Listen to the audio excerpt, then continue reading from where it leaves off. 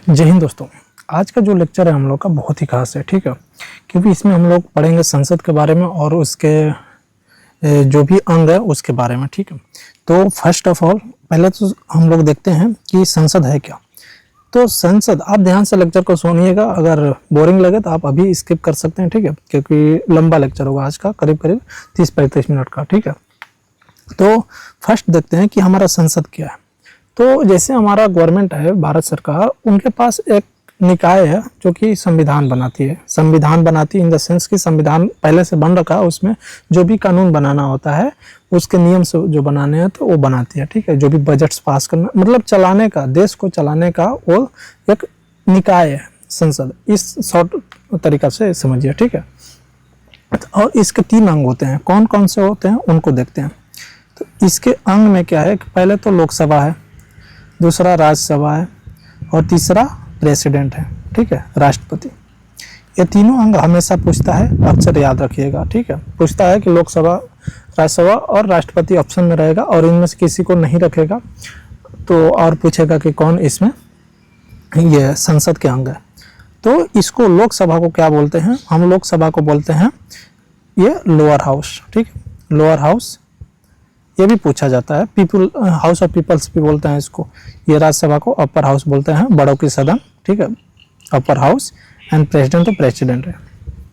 अब सवाल यहाँ पे उठता है कि संसद का जिक्र कहाँ पे है। तो संसद का जिक्र हमारा 79 में है, ठीक है। इसके स्ट्रक्चर के बारे में जो भी फॉर्मेशन है तो वो है हमारा 79 में, ओके। अब सवाल उठता है कि ये दोनों का कहाँ जिक्र है। प्रेसिडेंट हमने पढ़ लिया है तो इसको बताने की ज़रूरत नहीं है, आप पीछे का लेक्चर देख सकते हैं। और ये राज्यसभा है, राज्यसभा का 80 में है और ये लोकसभा का 81 में है, ठीक है। तो ये चीज़ ध्यान रखेंगे, पहले राज्यसभा का आता है फिर लोकसभा का आता है। इसके हिस्ट्री की बात करें तो जो लोकसभा है, ये लोकसभा जो है, इसके हिस्ट्री की बात करें तो पहले इसको क्या बोला जाता था तो वो देखते हैं। 1954 से पहले क्या इसको बोला जाता था? ये होता था जनता का सदन, इसको बोलते थे। 1954 से पहले, 1954 से पहले क्या बोलते थे? जनता का सदन, जनता का सदन, ठीक है। और ये राज्यसभा को क्या बोलते थे? राज्यसभा को बोलते थे राज्य परिषद, ठीक है, राज्य परिषद बोलते थे, ओके। अब यहाँ तक हमने देख लिया। अब यहाँ पे आप देखिए, लोकसभा राज्यसभा तो आपने देख लिया कि ये तो संसद के अंग है, यहाँ पे बैठ के कानून लोग बनाते हैं जो हमारे सांसद होते हैं। लेकिन राष्ट्रपति को इसका अंग क्यों माना जाता है, ये दिमाग में आपके सवाल उठना चाहिए। ऐसा इसलिए होता है कि जैसे ही लोकसभा और राज्यसभा से जो भी विधेयक पारित होता है, जो भी विधेयक पारित होता है वो कहाँ पे आता है? आपने पढ़ा है, जो भी विधेयक आएगा प्रेसिडेंट के पास आता है और उस पर इनका हस्ताक्षर रहेगा। हस्ताक्षर जब तक नहीं करेंगे वो विधेयक कानून नहीं बनेगा, समझ में आया? तो इस वजह से प्रेसिडेंट भी इसके अंग रहते हैं। अगर मान लीजिए हस्ताक्षर नहीं करते हैं, ये अंग नहीं रहते तो आपका विधेयक कानून नहीं बनता, जबकि संसद का काम ही है कानून बनाना, समझ में आया? तो इस वजह से प्रेसिडेंट भी संसद का अंग माना जाता है। अब इसमें देखते हैं कि सीटों का बंटवारा, ठीक है, सीटें मतलब कितनी है, इसमें सीटें कितनी है, ठीक है। तो इसमें देखिए, सबसे पहली बात तो मैक्सिमम सीटों का प्रावधान जो था पहले ये किया गया 552, ठीक है। और लेकिन एक संशोधन होता है हमारा 2019 में। 2019 में क्या संशोधन होता है? 104, इंपॉर्टेंट है, याद रखिएगा। उसमें 104 संशोधन होता है जिसमें कि 2 एंग्लो इंडियन को, जो राष्ट्रपति मनोनीत करते थे एंग्लो इंडियन को, उनको हटा दिया गया। तो अब कितना बच गए? अब बच गए 550। तो अभी 550 हैं, लेकिन मैक्सिमम ये है, मैक्सिमम। लेकिन अभी प्रेजेंट टाइम में, वर्तमान समय में कितना है, वर्तमान समय में कितना है इसको देखते हैं। और थोड़ा सा इसका स्ट्रक्चर देखते हैं, इसमें कितना स्टेट को कितना है, आपको ऐसे कितना है, ठीक है। तो इसमें आप देखिए, इसमें आपको स्टेट जो है, राज्यों को कितना दिया गया? तो 530 सीटें राज्यों को दिया गया। यूनियन टेरिटरी को दिया गया है आपको टोटल 20 सीटें, और एंग्लो इंडियन था तो वो हट गया। अभी आपके पास कितना हो गया? 550। लेकिन अभी वर्तमान समय में कितना है? स्टेट से तो आपको पूरा है 530, और लेकिन ये राज्य, ये यूटी जो है यूनियन टेरिटरी, उससे आपको 13 ही आपको सदस्य हैं, ठीक है। तो अभी टोटल 543 एमपीज हमारे करंट में है, मेंबर ऑफ ये कहाँ पे? लोकसभा में, ठीक है। लोकसभा में आपको 543 वर्तमान समय में है। और जो है आपका एमपी जो हैं चुन के जाते हैं, इनका जो इलेक्शन होता है, जैसे हमने प्रेसिडेंट का देखा था, प्रेसिडेंट में आपको एकल संक्रमणीय मत द्वारा होता था, ठीक है, वहाँ पे एकल संक्रमणीय मत द्वारा होता था। लेकिन यहाँ पे क्या होता है, डायरेक्ट चुनाव होता है, वो इनडायरेक्ट होता था। यहाँ पे डायरेक्ट मतलब कि जनता खुद चुनती है यहाँ पे एमपी को, ठीक है, जनता खुद चुनती है, जनता खुद चुनेगी, ठीक है। तो ये चीज़ इसमें है, मतलब जो आप इलेक्शन कर जब होता है तो आप वोटिंग देने जाते हो तो वो डायरेक्ट आप चुनते हो एमपी को। और इसमें क्या है कि आपका एज 18 वर्ष या इससे अधिक है या अधिक है से तो आप क्या करोगे, आप इलेक्शन में भाग ले सकते हो, ठीक है। और लेकिन पहले क्या था, आपको 1988 से पहले क्या था, आपको एज कितना होना चाहिए, 21 वर्ष या अधिक, ठीक है, या इससे अधिक होना चाहिए था। ये उस समय संशोधन हुआ, फिर इसको 18 वर्ष कर दिया गया। अभी भी वर्तमान में 18 वर्ष चल रहा है। अब यहाँ पर देखिए यूपी है, उत्तर प्रदेश में, यूपी में आपका लोकसभा की सीट 80 है और वहीं बिहार में आपका 40 है। तो ऐसा क्यों, भेदभाव क्यों किया गया है, तो ये आपको जनसंख्या के ऊपर निर्धारित होता है। जनसंख्या के, जिस स्टेट की जनसंख्या ज़्यादा होगी उस स्टेट की सीट ज़्यादा मिलेगी, ठीक ना। अभी एक सवाल उठेगा कि अभी तो जनसंख्या बढ़ रही है, तो क्या सीटें, हम लोग बहुत समय से पढ़ रहे हैं, जब से हमारा जन्म हुआ तब से हम पढ़ रहे हैं। अगर आप 20 से 22 साल के हो तब से आपको 543 या 552 पढ़ रहे हो, ठीक है। लेकिन अभी आपको दिमाग में आना चाहिए कि ये सीटें बढ़ क्यों नहीं रही है। तो क्या हुआ था, एक संशोधन हुआ था 2001 में, ठीक है, 2001 में, उसको 84th अमेंडमेंट बोलते हैं। इसमें बोला गया था कि जो हमारी सीटें हैं, जो भी सीटें हैं लोकसभा की, इनको 25 सालों तक नहीं बढ़ाई जाएगी, 25 सालों तक नहीं बढ़ाई जाएगी। लेकिन 25 साल बाद बढ़ाई जाएगी, कब, 2026 में। अभी जो समय चल रहा है इसी समय बढ़ानी है। अभी क्यों नहीं बढ़ा, क्योंकि अभी हमारे पास जो कोरोना वगैरह चीज़ें चल रही थी उसके वजह से हमारे पास जनगणना की रिपोर्ट नहीं है, ठीक है। जनगणना की जैसी रिपोर्ट आती है ये सीटों को बढ़ा दी जाएगी। आपका जो भी पहले लोकसभा क्षेत्र थे उनकी जो नक्शा है उनको चीज़ों को बढ़ा दिया जाएगा, क्योंकि हमारा जनसंख्या भी समय के साथ बढ़ रहा है, इस वजह से इसको बढ़ाया जाएगा। तो अभी आप देख रहे हैं जो 550 सीट है, इसको बढ़ा के ज़्यादा किया जाएगा, ठीक है। तो अब कितना किया जाएगा आपको देखने को मिलेगा जब ये चीज़ आएगी, ठीक है। और इसी चीज़ को देखते हुए जो हमारा नया संसद भवन है, नया संसद भवन, तो उसमें आप देखोगे 888 लोगों को बैठने की व्यवस्था है, ठीक है। 888, जैसे ही सीटें बढ़ेगी वो लोगों को कोई दिक्कत नहीं होगा नया संसद भवन में बैठने में, ठीक है। तो अच्छे से अपना कार्य कर पाएंगे वहाँ पे।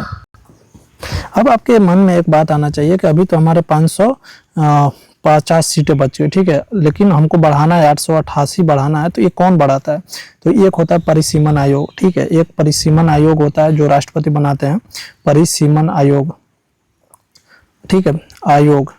अभी हाल ही में इसका चर्चा भी देखने को मिला था। ये क्या काम करते हैं, इसमें आपको न्यायाधीश होते हैं, रिटायर्ड न्यायाधीश, ठीक है। और आपको ये इलेक्शन कमीशन के ऑफिसर्स होते हैं, इलेक्शन कमीशन के, ठीक है, निर्वाचन आयोग के ऑफिसर्स भी होते हैं, ठीक है। तो ये क्या करते हैं, एक जनगणना के हिसाब से चीज़ों को देखते हैं और किस क्षेत्र में ज़्यादा जनसंख्या है उस हिसाब से उनको ये निर्धारित करते हैं, ठीक है। जैसे कि अभी मान लो आपको एक गांव है या मतलब एक एरिया है, ठीक है, ये इतना है, यहाँ पर मान लो 50,000 जनसंख्या है। तो अब जैसे ही जनसंख्या बढ़ रहा है तो इसका क्षेत्र भी बढ़ेगा, इसमें अलग गांव भी इसमें ऐड करना और इनका नक्शा तैयार करना, ये किसका काम है, ये परिसीमन आयोग का काम है। तो ये चीज़ें इनके हाथों में ही होती है। अब जब हमारा संविधान बना था तो उस समय 10 सालों के लिए क्या किया गया था, 10 सालों के लिए एससी और एसटी को आरक्षण दिया गया था। एससी और एसटी को आरक्षण दिया गया था कि ये मुख्य धारा में ये जुड़ सकें, क्योंकि जनसंख्या उनकी कम थी और चीज़ें सही नहीं चल रही थी, तो इनको आरक्षण दिया गया। लेकिन अभी आपको क्या है, जैसे 104 अमेंडमेंट हुआ था 2019 में, इसको क्या कर दिया गया, ये 2030 तक बढ़ा दिया गया, ठीक है। ये मतलब हर 10 साल पर इसका संशोधन होता रहता है, ये बढ़ते जाती है। और इसमें क्या है, आपको एससी जो है, एससी को आपको 84 सीटें हैं और एसटी को है, आपको एसटी को 47 सीटें दी गई है, ठीक है। 47 सीटें रिजर्व्ड हैं, मतलब कि आपको इन सीटों पर आपका जनरल और ओबीसी फाइट नहीं करेंगे, वहाँ पे संसद के लिए खड़ा नहीं होंगे। जैसे एग्जांपल के तौर पर आपको बता दें तो हमारा जो बिहार है, बिहार में 6 सीटें हैं, 6 सीट ऐसे हैं जो कि एससी के लिए रिजर्व है। जैसे कि आपको गोपालगंज हो गया, गोपालगंज और सासाराम को हम एग्जांपल लेते हैं, सासाराम।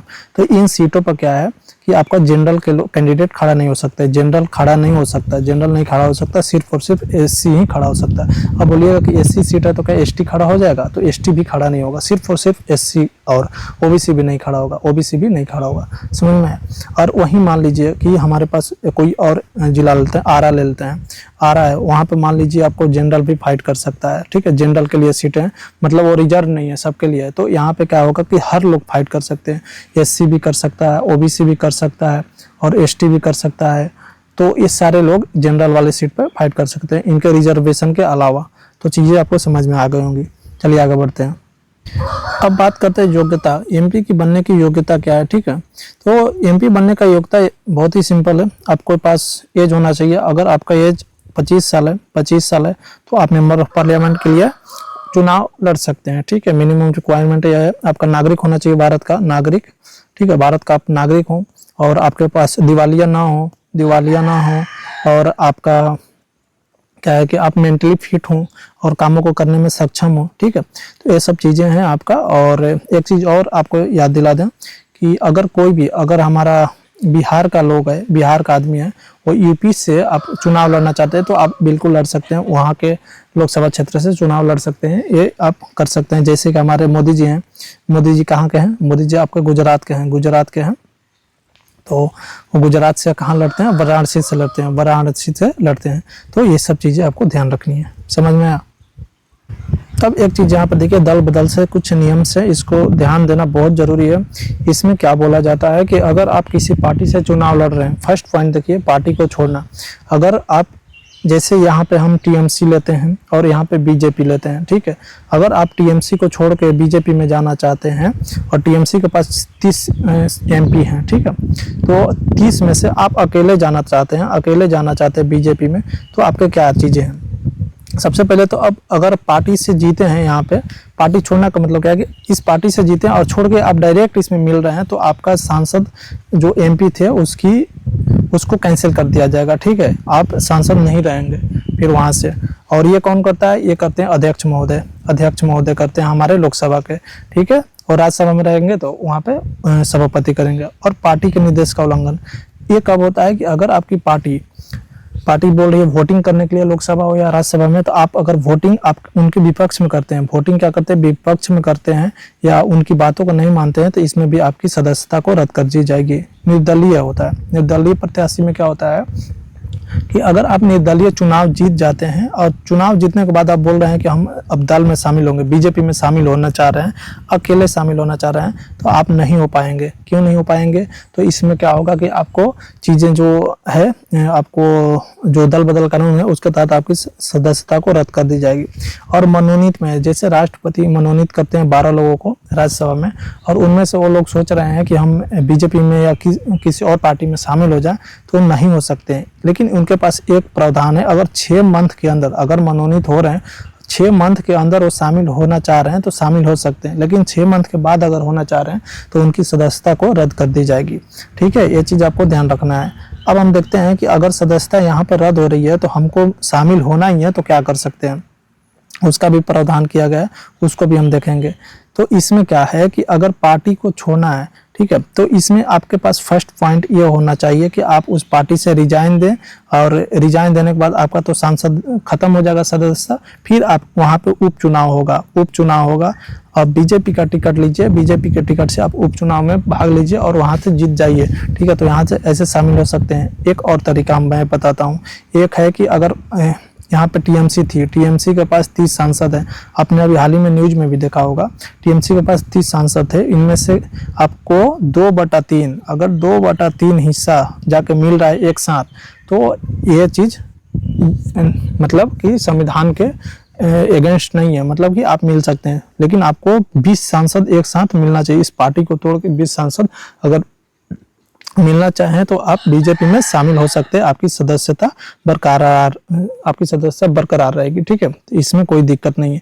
तो ऐसे ये कुछ प्रावधान है, यहाँ से आप दल बदल कानून का बिना उल्लंघन किए आप दूसरे पार्टी में शामिल हो सकते हैं। चलिए आगे बढ़ते हैं।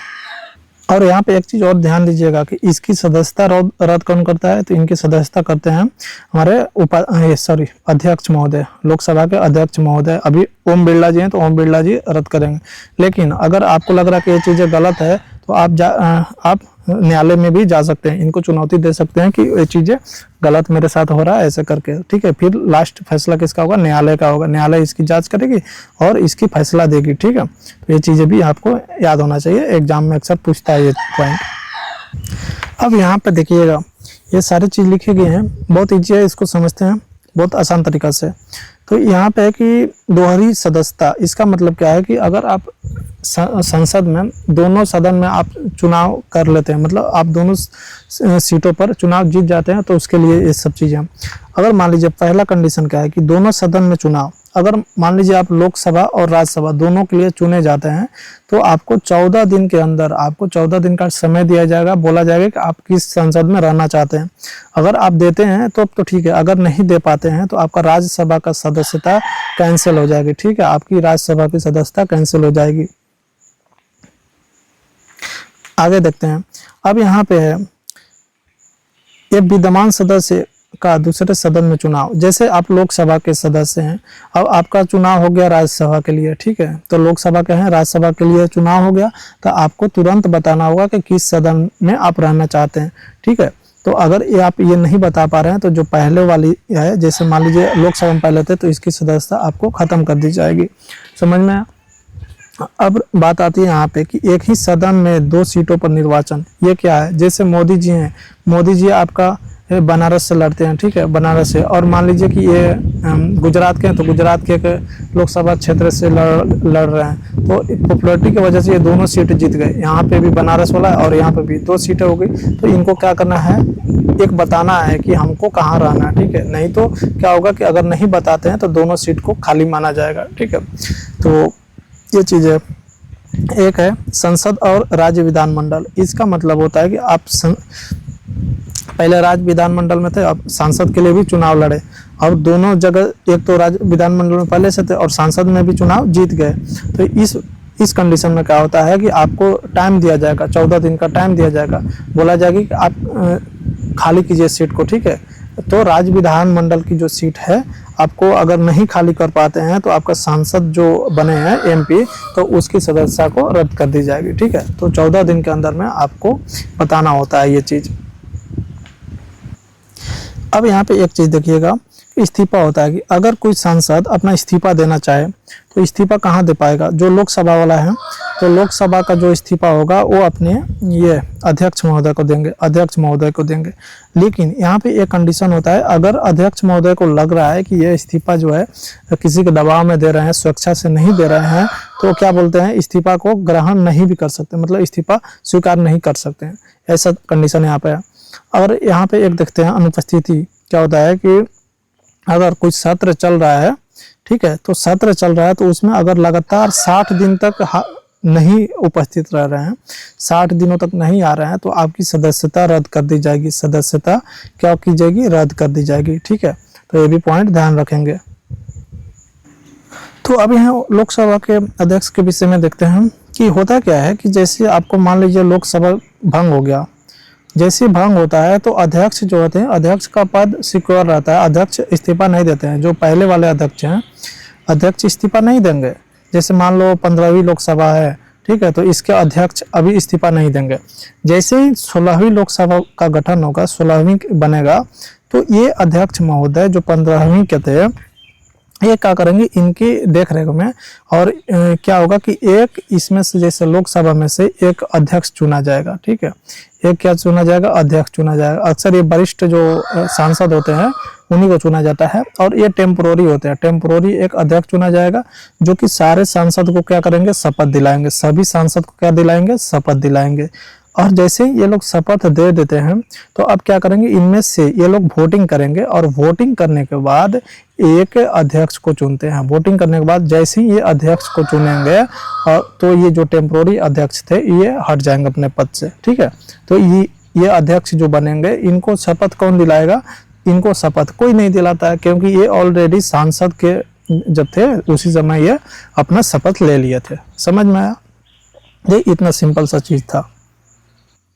अब जैसे ही आपने अध्यक्ष को चुना तो अब इनके हटाने की प्रक्रिया भी देख लेते हैं साथ साथ।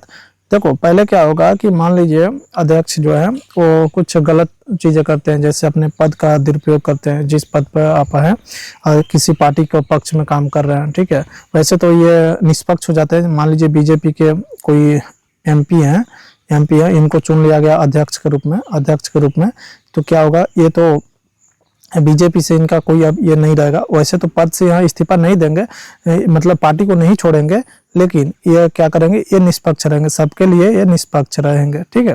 तो अब इनमें एक चीज होता है क्या कि इसको हटाना है, ठीक है। अगर ये मान लीजिए इनके पक्ष में काम कर रहे हैं, अब लोग बोल रहे हैं कि इनको हटाना है, कोई संवैधानिक चीज़ों का गलत दुरुपयोग किया है, तो इसको हटाने का प्रक्रिया होता है कि जैसे आपके पास 543 सीट है, ठीक है, तो 43 सीट है, तो ये प्रस्ताव लाया जाएगा एक, ठीक है। ये प्रस्ताव क्या होता है, 14 दिन पहले इनको नोटिस दिया जाएगा, प्रस्ताव का 14 दिन पहले नोटिस दिया जाएगा। और ये जैसे मान लीजिए 543 सीटें हैं, तो इनमें से मान लो आज संसद की बैठक हुई, संसद की बैठक में आपको 3 लोग नहीं आए किसी वजह से, तो ये कितना हो जाएगा, 540। तो इसका 50% मतलब विशेष बहुमत इसको ये बोलेंगे, मतलब कि प्रस्ताव को हटाने के लिए इसको क्या बोलते हैं, बहुमत चाहिए। एक 2/3 वाला सिस्टम नहीं है यहाँ पे है कि आपको ये हो जाएगा 270 प्लस 1 चाहिए, ठीक है। मतलब इसमें बहुमत इनको मिल जाएगा। अगर बहुमत से ये जो प्रस्ताव आता है पारित हो जाता है तो इनको क्या होगा, पद को खाली करना पड़ेगा। तो इतना सिंपल होता है इनका हटाना, ज़्यादा इसमें प्रक्रिया नहीं है। और ये चीज़ है सिर्फ लोकसभा में होगा, ये राज्यसभा में नहीं होगा। राज्यसभा में ये चीज़ें नहीं होंगी, सिर्फ और सिर्फ वोटिंग लोकसभा में होगी। अब देखिए जैसे कि अध्यक्ष बनते हैं उनका कुछ पावर्स होते हैं, पावर्स के बारे में हमें इस अभी देखेंगे। एक होता है गणपूर्ति। गणपूर्ति का मतलब होता है कि अगर 1/10 जैसे जितने भी सांसद हैं, मतलब 543 का 1/10 आप निकालोगे 54, ठीक है। अगर 54 से भी कम सदस्य अगर उपस्थित रहते हैं लोकसभा में, तो ये क्या करेंगे कि सदन को उस चीज़ को, बैठक को ये रद्द कर सकते हैं उस दिन के लिए, ठीक है, रद्द कर सकते हैं। तो गणपूर्ति 1/14, ठीक है, सॉरी 1/10 चाहिए, 10वां हिस्सा चाहिए। ये इंपॉर्टेंट है, अक्सर एग्जाम में आया। निर्णायक मत क्या होता है, ये तो इजी है। कोई भी विधेयक आता है उस पर वोटिंग होती है। तो मान लीजिए इसको अगर संसद में 200 लोग हैं तो इनमें से 100 इनको मिला, 100 इनको मिला, तो अब निर्णायक मत कौन देगा, मान लीजिए इनको एक मत दे देता है तो ये इनका पार्टी ये पास हो जाता है, ठीक है। निर्णायक मत इनका ही होगा, ठीक है। मतलब कि जो भी वोटिंग पास करने का वोट होता है इन्हीं का होगा, अध्यक्ष महोदय का ही होता है। वैसे सामान्य कंडीशन में ये वोट नहीं देते हैं, याद रखिएगा, सामान्य कंडीशन में वोट नहीं देते हैं। संयुक्त बैठक क्या होता है, अगर किसी विधेयक पर बातें नहीं बन पा रही है तो संयुक्त बैठक बुलाते हैं प्रेसिडेंट, ठीक है। संयुक्त बैठक प्रेसिडेंट बुलाएंगे और इसके जो अध्यक्षता कौन करता है, तो अध्यक्षता कौन करेंगे, तो अध्यक्षता करते हैं ये हमारे अध्यक्ष महोदय अध्यक्षता करेंगे।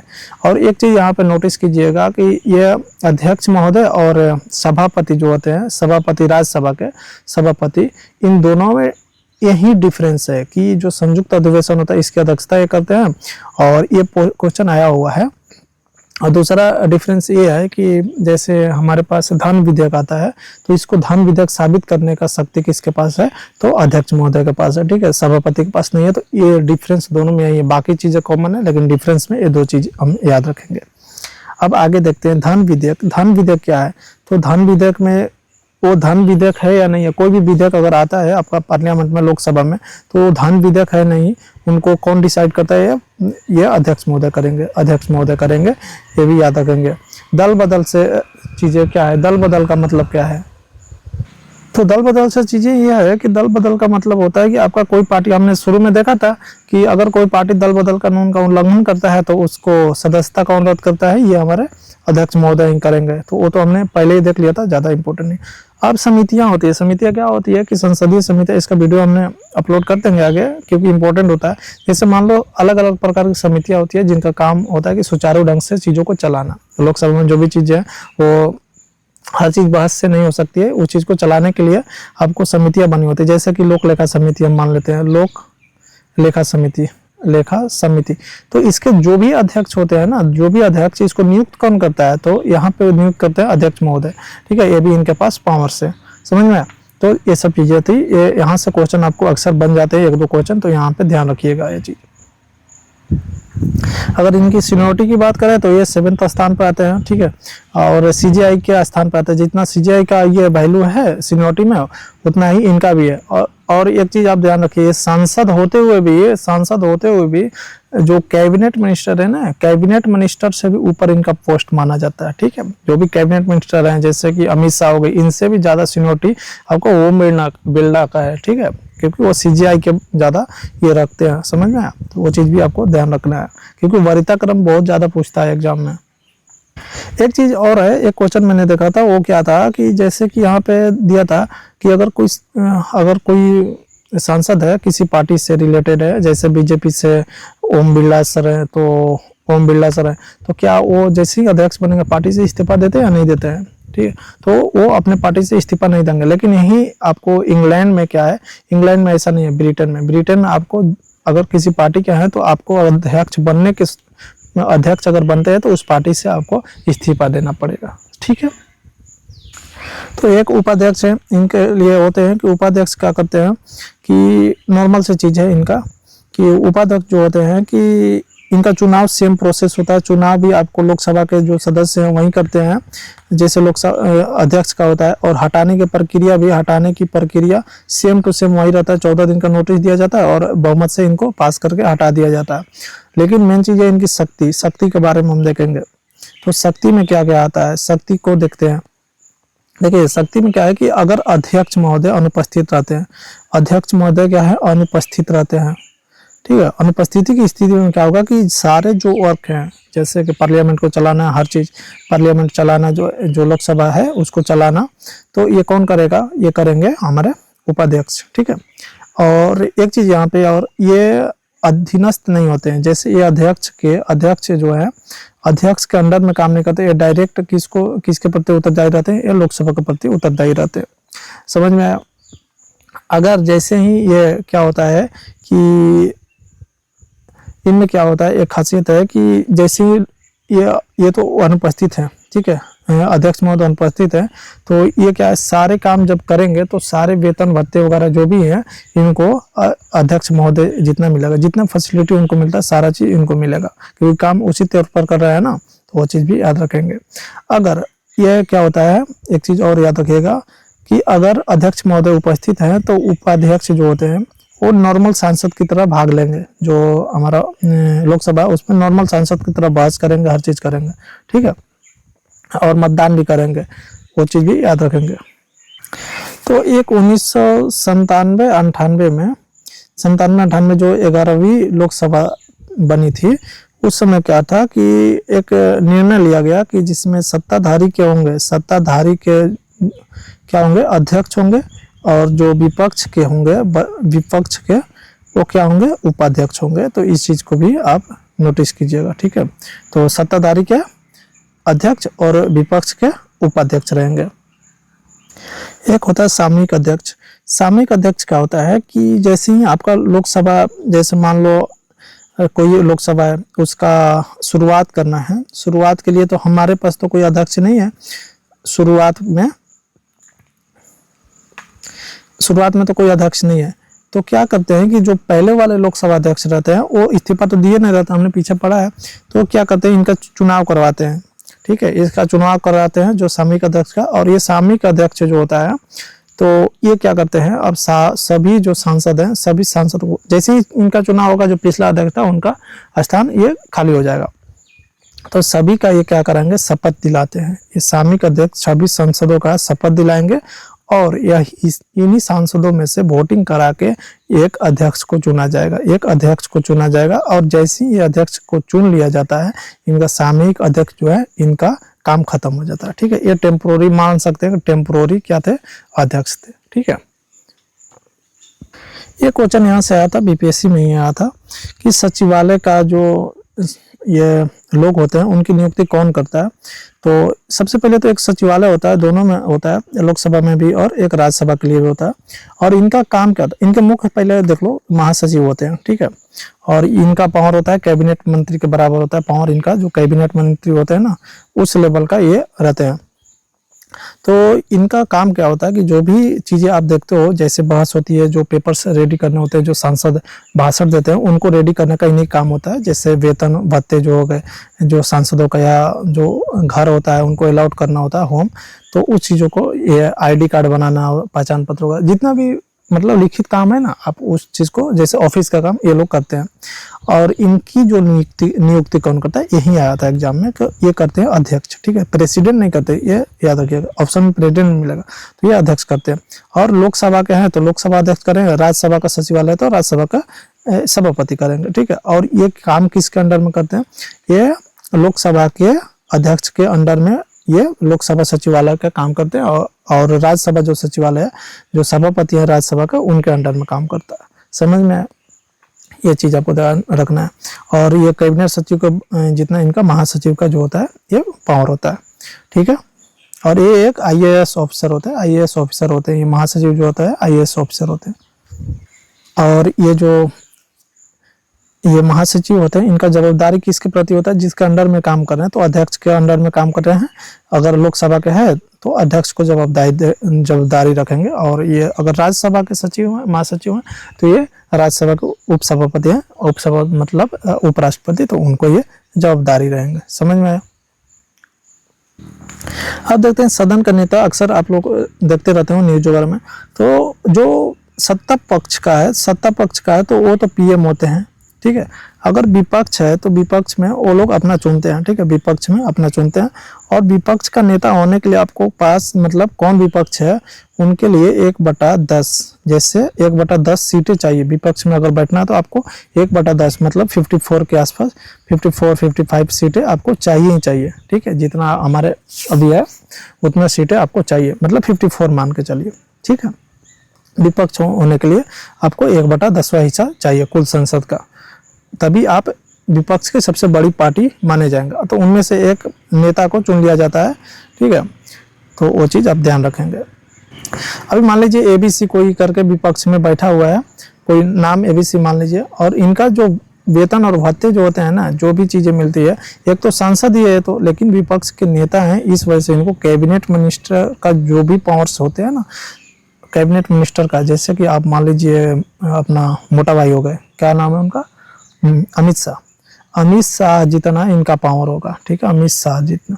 हाँ, ये अलग बात है कि उनके पास अलग अलग विभाग हैं, जैसे गृह मंत्रालय, लेकिन इनके पास विभाग नहीं है। लेकिन जो भी उनकी वेतन और भत्ते जो भी होते हैं उतना उनको मिलता है इनको, ठीक है, जो और भी सुविधाएं जो चीज़ है उतना मिलता है। अब देखते हैं सत्र के बारे में, ठीक है। तो जो भी सत्र हैं पूरे साल में तीन सत्र चलाए जाते हैं।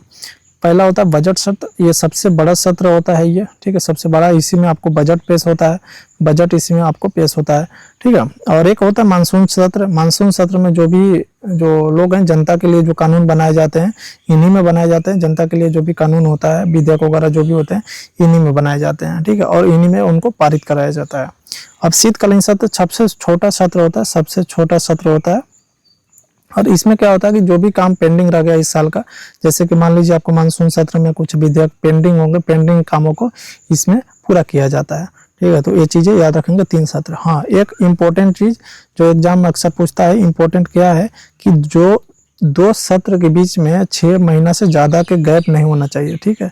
6 महीना से ज़्यादा का गैप नहीं होना चाहिए 2 सत्रों के बीच में, ठीक है। तो ये भी आप ध्यान रखेंगे। अब यहाँ देखते हैं आहूत। आहूत मतलब क्या होता है? आहूत मतलब कुछ, ये इंपॉर्टेंट है, बहुत सारे एग्जाम में अक्सर पूछता है, ठीक है। एग्जाम दिए होंगे तो आपको पता होगा कि इसमें आहूत का मतलब होता है कि ये सत्र को बुलाना। कोई सत्र, जैसे हमने मानसून सत्र देखा तो इसको बुलाना, ये कौन बुलाता है? तो ये प्रेसिडेंट बुलाते हैं। आहूत करना प्रेसिडेंट करते हैं, ठीक है, नोटिफिकेशन जारी करके करते हैं। एक स्थगित होता है, जैसे कि आपका संसद चल रहा है, मानसून सत्र चल रहा है, ठीक है, मानसून सत्र चल रहा है, तो मान लीजिए बीच में एक दिन गैप करना है या 2 दिन के लिए गैप करना है, तो इसको स्थगित बोलते हैं, ठीक है। कुछ दिनों के लिए छुट्टी दे देना, तो उसको स्थगित बोलते हैं। ये कौन बुलाता है? इसको कौन करता है? तो ये करते हैं हमारे अध्यक्ष महोदय, ठीक है, ये अध्यक्ष महोदय करते हैं। सत्रावसान होता है, सत्रावसान, ये सत्रावसान मतलब कि जैसे मानसून सत्र चला, पूरा सत्र इतना चला, तो इस सत्र को अब क्लोज करना है, ठीक है, मतलब अब सत्र हमेशा के लिए बंद हो रहा है, तो इस साल का सत्र बंद होगा, तो इसको भी कौन करते हैं? प्रेसिडेंट करते हैं, ठीक है, प्रेसिडेंट करते हैं। ओके, तो ये चीज़ बहुत इंपॉर्टेंट है, इसको याद रखिएगा। अब देखते हैं कि संसद को चलाने के लिए एक भाषा होनी चाहिए, तो भाषा आपको इंग्लिश और हिंदी, ठीक है, हिंदी 2 चीज़ें हैं, 2 चीज़ों में चलती है। लेकिन अगर आप चाहते हैं कोई रीजनल लैंग्वेज, आपको पता है तमिल के लोग मान लीजिए हैं, उसको हिंदी और इंग्लिश कुछ नहीं पता, रीजनल लैंग्वेज में भी आप बोल सकते हैं। रीजनल लैंग्वेज में भी आप उसमें जो भी चीज़ें अपना बोल सकते हैं, उसमें ट्रांसलेटर आपको रखा रहता है। ट्रांसलेटर क्या होता है? रखा रहता है, ठीक है, तो उसमें रीजनल लैंग्वेज का प्रयोग कर सकते हो आप। एक चीज़, अब लास्ट चीज़ है, इसको देख लीजिए, ये इम्पोर्टेंट है, इसलिए मैं दोबारा बता रहा हूँ। मंत्री एवं महान्यायवादी, ठीक है, इनका क्या है कि जैसे कि ये तो मंत्री तो आपको संसद के सदस्य होते हैं, लेकिन आपको ये लोकसभा, अगर मान लीजिए लोकसभा और राज्यसभा, अगर मान लीजिए मंत्री जो है लोकसभा का सदस्य है, लेकिन फिर भी ये राज्यसभा में जाकर बोल सकता है, ठीक है, लेकिन वोटिंग अगर देना होगा तो सिर्फ और सिर्फ कहाँ देगा? वोटिंग देना होगा तो सिर्फ इसी में दे सकता है, वोटिंग इसी में दे सकता है, लेकिन बोलना होगा तो इसमें भी बोल सकता है, स्पीकिंग इसमें भी कर सकता है और इसमें भी कर सकता है, ठीक है। तो ये चीज़ें हैं यहाँ पे, तो याद रखिएगा ये चीज़। महान्यायवादी तो नहीं होता है इसका मेंबर, फिर भी लेकिन ये भाग लेता है, लोकसभा में भी जा सकता है और राज्यसभा में भी ये जा सकता है, तो ये चीज़ ध्यान रखिएगा। लेकिन ये वोटिंग किसी में नहीं कर सकता, क्योंकि ये सदस्य है नहीं, तो वोटिंग कहाँ से करेगा? तो ये चीज़ आप याद रखिएगा। अगर यही चीज़ है, अगर कोई मंत्री है वो ना लोकसभा का सदस्य है ना राज्यसभा का है, तो जा तो दोनों में जा सकता है, स्पीकिंग दोनों में कर सकता है, लेकिन वोटिंग किसी में नहीं करेगा, ठीक है। जब तक उसके पास आपको 6 मंथ के अंदर में क्या करना है? आपको सदस्यता लेनी होगी, संसद की सदस्यता लेनी होगी, तभी आप वोटिंग कर सकते हो। अदरवाइज अगर 6 महीना के अंदर में आपके पास सदस्यता नहीं मिल पा रही है, तो फिर भी आपका वो तो मंत्री पद चला जाएगा, ठीक है। वो चीज़ हमने पहले कर लिया था, तो ये डिस्कस मंत्रिपरिषद में ही ये चीज़ हमने डिस्कस कर लिया था। चलिए, तो आगे अगर देखते हैं, इस पॉइंट को समझ लीजिए, थोड़ा सा इम्पोर्टेंट है। तो प्रश्नकाल होता है कि जब संसद में आप बैठे हो, ठीक है, तो ये अक्सर 11 से 12 बजे के बीच में होता है, ठीक है। तो इसमें क्या होता है कि जो भी सांसद हैं वो अपने मंत्री से, जो मंत्री बने हुए हैं, जैसे कि आपका गृह मंत्री हो गया, होम मिनिस्टर हो गया, इनसे सवाल पूछ सकते हैं कि आप किस तरह से नियम चला रहे हैं, नहीं चला रहे हैं, क्या कानून बना रहे हैं, इनको डायरेक्ट पूछने का हक है इस काल में, ठीक है, प्रश्न काल में। और 0 आवर क्या होता है? ये तो 12 बजे से शुरू होता है, 12 बजे से, तो इसलिए इसको 0 आवर बोला जाता है। इसमें कोई भी मुद्दा जो होता है उसको उठाया जाता है, ठीक है। इसके लिए कोई परमिशन वगैरह लेने की जरूरत नहीं है, डायरेक्ट ये मुद्दा कोई भी उठा सकता है, तो इसको 0 आवर बोला जाता है। तो बस सिंपल याद रखिए, आपको ऑब्जेक्टिव इसमें हल हो जाएगा, ठीक है। अब एक चीज़ होता है उसको याद रखिएगा, बहुत इंपॉर्टेंट है, मैं सोच रहा था इसको बता दूं। एक अविश्वास प्रस्ताव होता है, अविश्वास, और दूसरा होता है निंदा प्रस्ताव, ठीक है, निंदा प्रस्ताव। तो ये क्या है? अविश्वास प्रस्ताव क्या होता है कि ये पूरा मंत्रिपरिषद के लिए आता है। मंत्रिपरिषद को यहाँ पे साबित करना होता है। अगर कोई ला रहा है अविश्वास प्रस्ताव, तो मंत्रिपरिषद में आपको साबित करना पड़ेगा, जिसका सरकार चल रहा है उनको, कि हमारे पास बहुमत है करके, तो आपको साबित करना पड़ेगा, ठीक है। लेकिन निंदा प्रस्ताव किसी मंत्रिपरिषद के लिए नहीं होता है, ये मंत्रिपरिषद के लिए भी हो सकता है, या किसी मंत्री, 2-3 मंत्री हैं उनके खिलाफ हो सकता है, या किसी एक इंडिविजुअल मंत्री के खिलाफ, कि वो अगर अपना काम सही से कर रहे हैं कि नहीं कर रहे हैं, इसके लिए होता है ये निंदा प्रस्ताव, ठीक है। अब क्या है कि अगर मान लीजिए निंदा प्रस्ताव पास हो जाता है, ये निंदा प्रस्ताव पास हो जाता है, तो उस मंत्री को अपने पद से इस्तीफा देना पड़ेगा। अगर अविश्वास प्रस्ताव पास हो जाता है, मतलब ये बहुमत साबित नहीं कर पाते हैं, तो क्या होगा कि पूरा मंत्रिपरिषद को ही ये करना पड़ेगा, रिजाइन देना पड़ेगा। समझ में आया? और एक चीज़ है कि अविश्वास प्रस्ताव के लिए आपको क्या होता है कि आपको संसद में कुछ मतलब लोगों का सिग्नेचर कराना पड़ता है, ठीक है। कुछ आपके पास संख्या होना चाहिए एमपी को लेके, ठीक है। लेकिन निंदा प्रस्ताव में ऐसा नहीं होता, आप डायरेक्ट इस चीज़ को ला सकते हो। इसमें किसी को ये दिखाने की जरूरत नहीं कि हमारे पास इतना संसद का ये ग्रुप है, हम ला रहे हैं निंदा प्रस्ताव, ठीक है। तो ये इंडिविजुअल के लिए होता है, ये पूरा मंत्रिपरिषद के लिए ऐसे भी याद कर सकते हो। ये क्वेश्चन आया था बीपीएससी का कि आपको निंदा प्रस्ताव और अविश्वास प्रस्ताव एक ही है या अलग अलग है करके, ठीक है। तो ये भी इम्पोर्टेंट था, तो ये चीज़ ध्यान रखिएगा। बस एक लास्ट पॉइंट इसमें क्या है कि आपको जो भी धन विधेयक होते हैं, धन विधेयक ये लोकसभा में पहले आता है, राज्यसभा में नहीं जाएगा, पहले लोकसभा में आएगा, ठीक है। तो इसको याद रखिएगा। बाकी आज का चैप्टर हम लोग का है पूरा खत्म होता है, और लोकसभा हमने पूरा डिटेल में किया, वीडियो लंबा हो गया, ठीक है। लेकिन जितना भी क्वेश्चन था सारा हमने टच किया है, ठीक है। आपको एक भी क्वेश्चन मिस नहीं होगा यहाँ से, अगर आप इसको अच्छे से देख लेते हैं एक दो बार तो, ठीक है। तो मिलते हैं अगले वीडियो में। आपका अगला वीडियो होगा राज्यसभा का, ठीक है। राज्यसभा देखेंगे, और वो ज़्यादा बड़ा नहीं है, 10 से 15 मिनट का वीडियो होगा, तो वो थोड़ा सा है, ठीक है। तो यहाँ पे हर चीज़ को मैं सोचा कि अलग अलग पार्ट में बांटूं, लेकिन वो सही नहीं था, ठीक है। तो ठीक है, ज़्यादा बातें नहीं करते हैं, अगला वीडियो में मिलते हैं, तब तक के लिए सबको जय हिंद।